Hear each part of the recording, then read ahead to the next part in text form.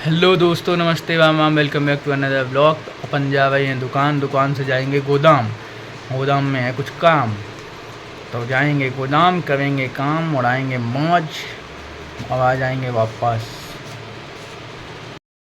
ये जितेंद्र भैया के साथ गोदाम जाते बचो। जितेंद्र भैया ब्लॉग में आते नहीं हैं, भगत हैं ब्लॉग से। अब भगो, अब बचो, उतर जाओ खिड़की के बाहर चलते ही गाड़ी में। अब बचो, अब कैसे बची हो अंता? इनसे कहो बचो, निकल से बचा था अपनी बची हो, बचा ही नहीं पाई हो, बचने ही नहीं दिए। सही बात। एक तो तुम्हें हम जितेंद्र सुपरस्टार बनाए, ऊपर से तुम भागा तो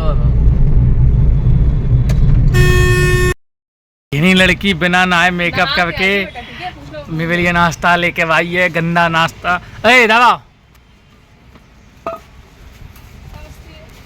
जो पानी होने का दो, मिल्टन से एक गिलास। आई हो तो मैं भी कुछ सेवा करके जाओ, मेवा मिली है। नहाऊ लोग अब ऐसे ही तैयार हो जाते हैं, एकदम मेकअप वेकअप लगा लियो और तैयार हो जाओ, नहाती हो नहीं। मम्मी इसका पूछा, हमें खुद पता है तुम नहीं नहाती जब।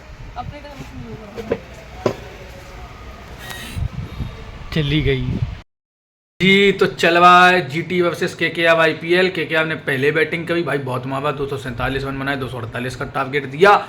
लेकिन भाई जीटी भी जिस तरीके से डिफेंड कर भाई, 3 ओवर में 42 रन, 18 गेंद 42 रन मार दिए भाई। और साई सुदर्शन अभी थोड़ा इंजर से चल रहा है, कुछ नहीं कह सकते कौन जीतेगा कौन हारेगा। केकेआर थोड़ा सा सही से डिफेंड कर ले तो जीत भी सकती है। फिलहाल जीटी भी फॉर्म में है, देखते हैं क्या होता है। भाई लग रहा है जैसे केकेआर जीत सकती है, क्योंकि पहले तो जीटी की स्टार्टिंग बहुत अच्छी हुई थी ये रन चेस करने में, लेकिन फिर जब वो सुदर्शन भाई इंजर्ड हो गया, अब चला गया, उसके बाद से जीटी की स्पीड हालांकि सही है, लेकिन केकेआर का टारगेट अच्छा है। इन्हें का कितने हो गए हैं, 29 बॉल पे ने 110 रन चाहिए हैं, तो बन सकते भी हैं, नहीं भी बन सकते हैं। सुमन गिल पूरा फॉर्म में है, सुमन गिल छक्का चौका मारने में लगा हुआ है, 200 से ऊपर लगभग स्ट्राइक रेट से खेल रहा है।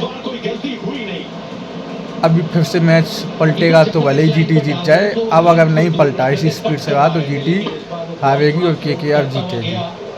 खैर जो भी हो, अभी क्या है ना कि क्योंकि जैसे जीटी है, GT top of the table भाई, जीटी तो कम बैक कर रही है, बहुत मार रही है भाई। इनके बटलर सुमन गिल दोनों मारने में लगे हैं भाई, कम बैक कर रही है जीटी।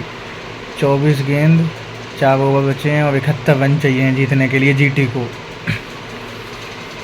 कुछ भी हो सकता है, यू नेवर नो। ये जोस बटलर और जो सुमन गिल भाई दोनों फॉर्म में हैं, ये हाफ बॉल पे शॉट लगा रहे हैं भाई, अगर इनका शॉट रुकवा है तो 2 रन आ रहे हैं, वरना शॉट लगवा। यू नेवर नो, कुछ भी हो सकता है, जीत सकते हैं, हार सकते हैं। अगर हारेगी भी जीटी तो बहुत ज़्यादा रन से नहीं हारेगी, रन वेट पे ज़्यादा फर्क नहीं पड़ने वाला, क्योंकि अब केवल 71 रन चाहिए, 24 बॉल बची हैं। जिस हिसाब से खेल रही है उस हिसाब से तो पहले तो जीती जाएगी, अब हारेगी भी तो 2-4-5 रन से हारेगी, तो उस पर इस हार का कोई इफेक्ट नहीं पड़ने वाला। बस ये कि वो अब ऊपर नहीं जा पाएगी टेबल से।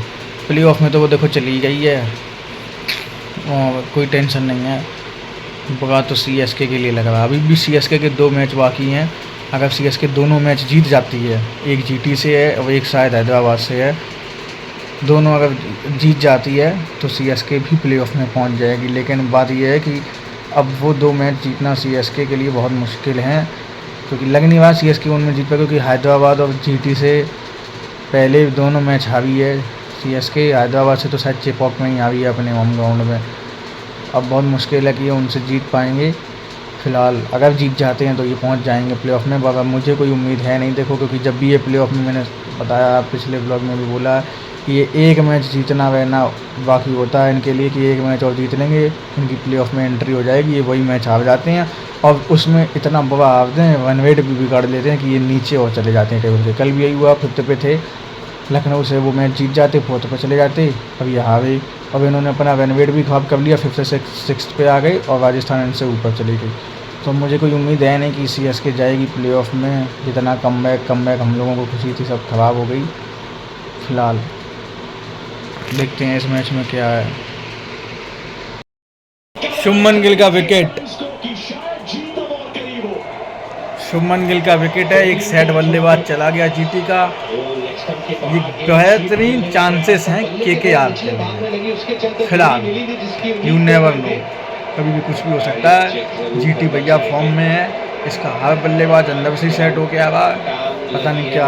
अब शुभमन गिल चला गया है, 85 बना के गया है। बहुत बढ़िया स्ट्राइक रेट से खेला है। अब नियरेस्ट 200 स्ट्राइक रेट है, पर अभी विकेट हो गया। सुनील नारायण ने ले लिया, कोई टेंशन की बात नहीं है। भाई साईं सुदर्शन वापस आ गया। इंजर्ड हुआ तो चला गया, पर रेस्ट करके वापस आ गया। ये देखो, आउट नहीं हुआ था, ये रेस्ट मोड पे गया था, वापस आ गया है। अब देखते हैं, इन्होंने फिर से सेट बल्लेबाजी उतारा है। मैं पहले ही कह रहा हूँ, यू नेवर नो, कभी भी कुछ भी हो सकता है। और ये मैच बड़ा इंटेंस चल रहा, कभी भी कुछ भी हो सकता है। मैं पहले से कोई प्रेडिक्शन नहीं, अभी तक नहीं कर सकते कौन जीतेगा। मैं तो एंजॉय कर रहा हूँ। साईं सुदर्शन, सॉरी, बटलर का विकेट हो गया है। जोस बटलर आउट हो गया। अब 7 गेंद और 41 रन चाहिए जीटी को जीतने के लिए, जो मुझे लगता है नहीं होगा संभव, क्योंकि अब हर बॉल छक्का।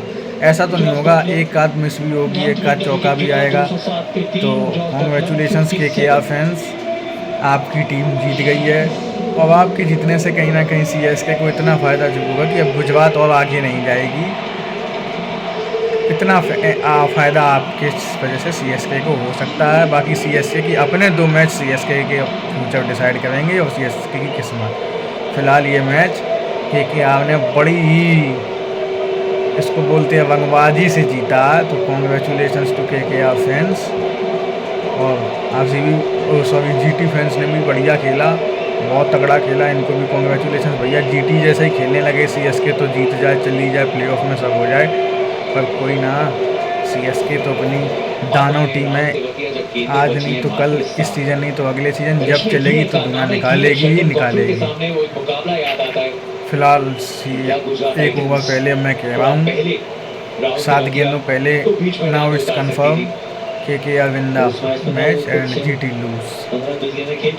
Signing off. यहीं से ब्लॉग भी एंड होता है। मिलेंगे अगले ब्लॉग में। इस ब्लॉग को लाइक करना, कमेंट करना, शेयर करना, चैनल को सब्सक्राइब करना और @webonderscore.79 इंस्टाग्राम पे मुझे फॉलो भी करना आप लोग। फिर मिलेंगे अगले ब्लॉग में, तब तक के लिए सभी को राम राम, जय हिंद, जय भारत।